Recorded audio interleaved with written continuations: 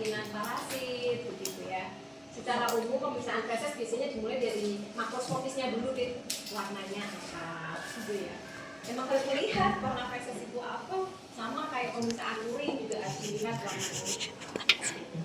Kemudian ada namanya pemeriksaan feses dengan metode Bristol. Jadi fesesnya itu dikasih tusuk sate, apakah dia rubuh, apakah dia bisa berdiri.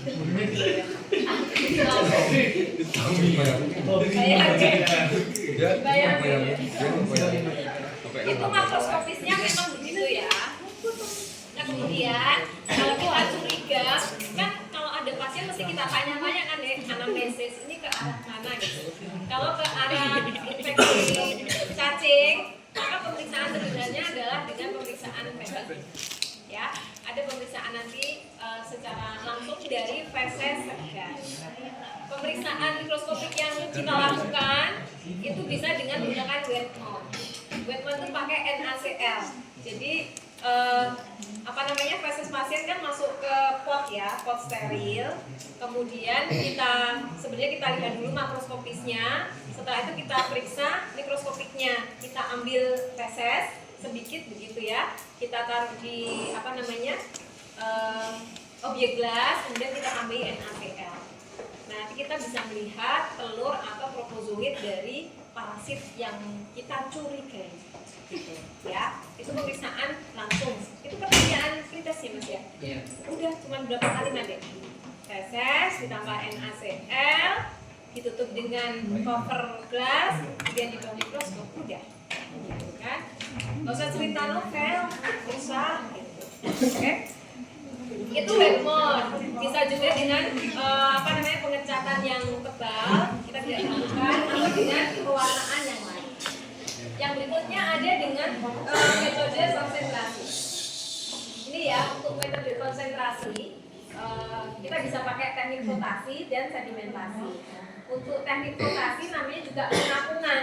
Jadi targetnya adalah telur-telur parasit yang dia itu sifatnya ringan, berat jenisnya ringan.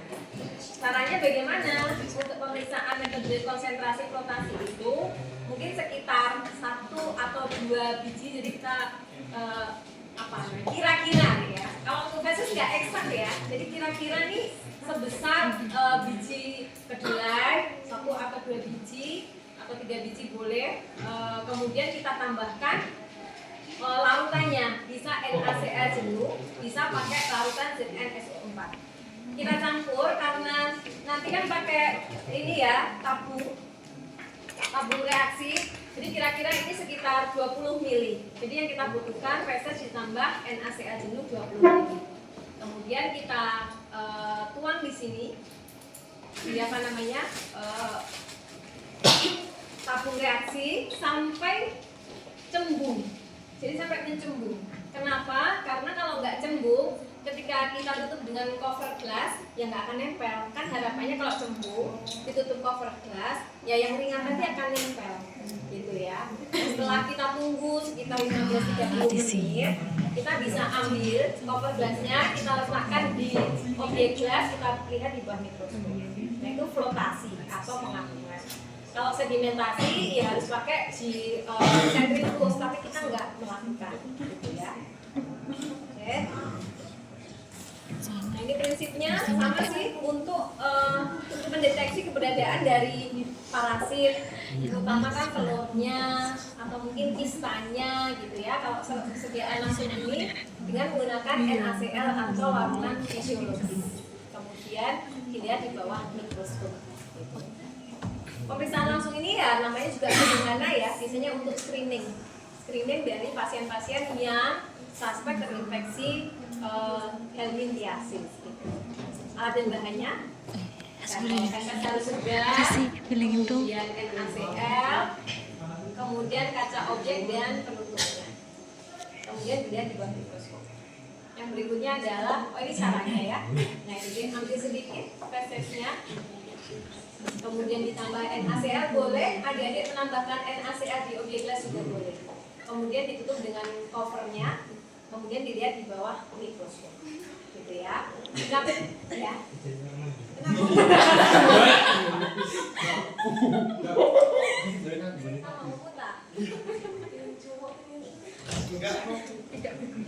Deh, cinta. Untuk perbesarannya antara 10 sampai 40 kali ya, adik-adik ya. Jadi dilihat 10 kali dulu. Ketika adik sudah melihat ada titik gitu di situ ya, nanti baru diperbesar jadi 40 kali. Ya. Kemudian yang berikutnya adalah metode flotasi. Nah, ini perbedaan berat jenisnya ya. Tadi telur cacing, terutama kalau yang flotasi itu telur. Kalau yang metode sederhana itu kita bisa menggunakan bisa melihat tropozoid, bahkan ketika dia bergerak itu kita masih bisa melihat. Tapi kalau yang flotasi ini khususnya telur cacing gitu ya, yang berat jenisnya ringan, maka dia akan mengapung. Nah, mengapung nempel di cover gelas, itu nanti kita ambil, kita lihat di bawah itu. Simpel ya. Silakan membuat kata-kata sendiri. Prinsipnya adalah seperti itu cara Manfaatkan ya. Tia, perhatiin Ini caranya lah hilang. Ya. Jadi Caranya feses ditambah dengan apa tadi? NaCl atau CaSO4 itu diambil. gitu. Tadi piringnya sama Kalau tadi tidak terlalu keruh kita nggak perlu menyaring. suara Tapi kalau terlalu keruh kita bisa menyaring. Kemudian itu dituang. Kalau itu pakai platikon, kita nanti pakai ini ya tabung sampai cembung. Ingat ya, sampai cembung. Terus kemudian itu bagian atasnya nanti ditutup dengan cover siripnya. Kemudian ditunggu 15-30 menit, ngambilnya bisa pakai pinset ya, adik ya. Boleh pakai pinset, kemudian letakkan di objek. Lihat di bawah mikroskop. waktu dia udah disaring berarti, tapi sebelumnya disuruh juga Oke, prinsipnya sedimentasi kita nggak usah lakukan. itu kan itu kayak buat Kemudian minuman. hari ini adik-adik nanti masing-masing melakukan pemeriksaan feses langsung, kemudian pemeriksaan metode flotasi dan pengamatan sediaan telur cacing. Nanti sudah disediakan oleh Linda ya. Adik-adik tinggal lihat ini telur cacing apa, gitu ya. Jadi ingat-ingat ya, karena nanti kita gunakan untuk respons, gitu ya. Sebenarnya ini kita juga sudah belajar tentang life cycle ya. Selalu saya tekankan parasit itu lebih banyak kita melihat gambar-gambar dari CDC, karena di sana ada life cycle-nya, ada image-nya lengkap gitu di sana. Jadi ini saya ambilkan dari CDC semua. Dan yang saya contohkan di sini sebagaimana preparat yang kita punya. Salah satunya ini adalah Fasciola hepatica. Jadi tetap berawal dari manusia yang suspek terinfeksi oleh cacing. Selalu ya, ingat kemarin kalau ada gambar apa dia mikroskop, berarti untuk diagnosisnya. Nah di situ kan mikroskop yang saya lingkari merah, berarti kita harus menemukan telur dari Fasciola hepatica. Nah itu kalau kita cari gambarnya seperti yang di kanan, gitu ya. Jadi dia dindingnya tipis gitu untuk Fasciola hepatica, kemudian bentuknya juga elips, oval. Oke, yang berikutnya adalah Schistosoma mansoni. Ya, nah, kalau ini kemarin ya yang ditularkan melalui air ya, air yang terkontaminasi oleh Schistosoma mansoni. Kita selalu lihat tuh di bawahnya gambar diagnostiknya atau gambar mikroskopnya. Di situ ada di yang saya lingkari in feces. Jadi di feces kita bisa menemukan telurnya. Jadi nggak mungkin di feces kita akan menemukan serkaria, metaserkaria, nggak mungkin. Tapi cacing dewasa ini, jantan betina yang gendongan ya, saya bilang itu bisa keluar lewat feces juga. Gitu, ya. Dan dari feces, yang di feces itu ada 3 macam, yaitu Schistosoma mansoni. Lihat kanannya, Schistosoma mansoni itu punya duri. Oh iya. Ini kan oval terus punya duri. Itu Schistosoma mansoni. Gitu ya. Yang di feces yang lain bentuknya lebih bulat, yaitu Chaconium dan Meconium. Di urin juga ada, tapi kita nggak periksa urin, yaitu Schistosoma hematobium.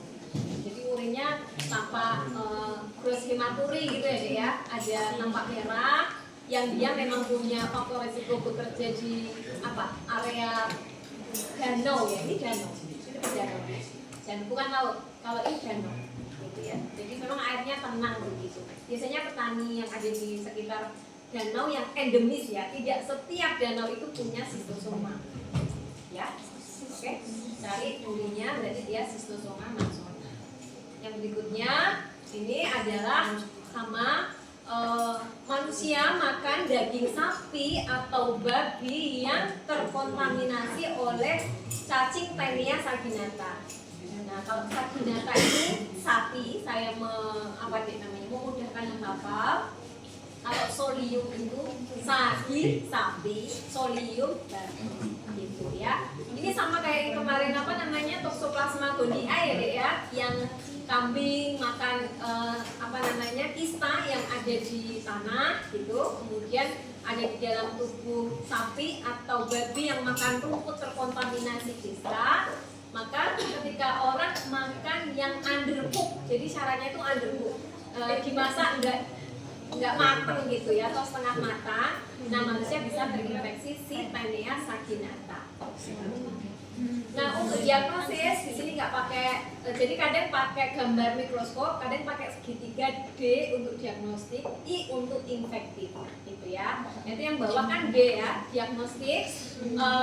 Kita bisa menemukan beberapa kemungkinan ketika seseorang itu terinfeksi oleh cacing Taenia saginata. Yang sebelah kiri bulat, jadi bulat ya, bulat, kemudian dindingnya tebal, itu adalah telur Taenia saginata. Nggak bisa dibedakan ya deh antara Taenia saginata sama solium.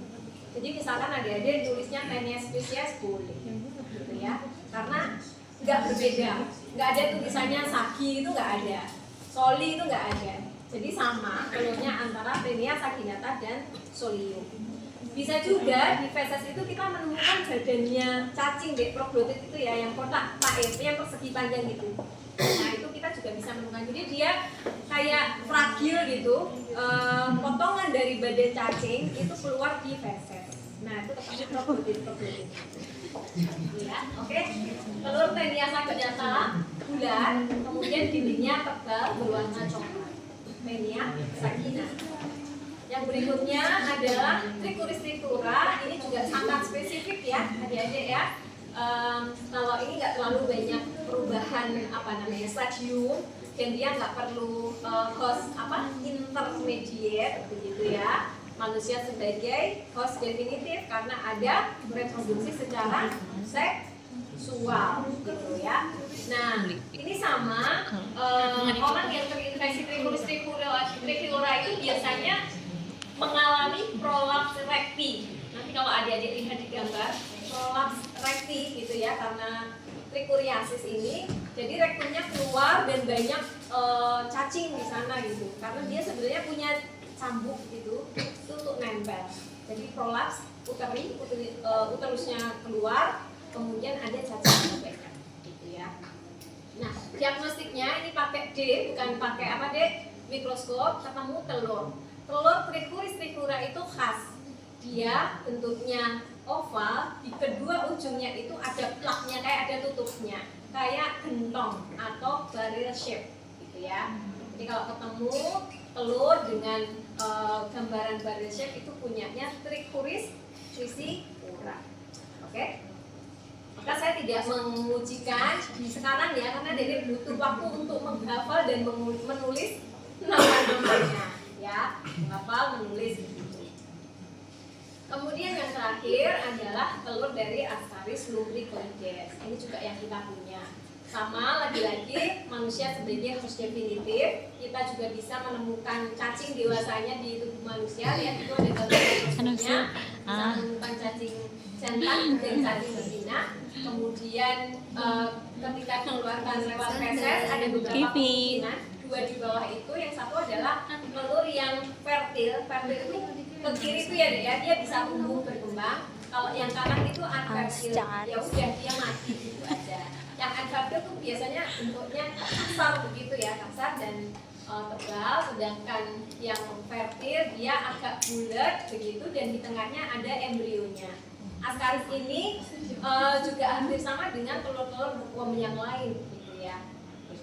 Ascaris lubricoides telurnya hampir bulat, bedakan dengan tadi ya yang Taenia saginata atau Taenia spesies.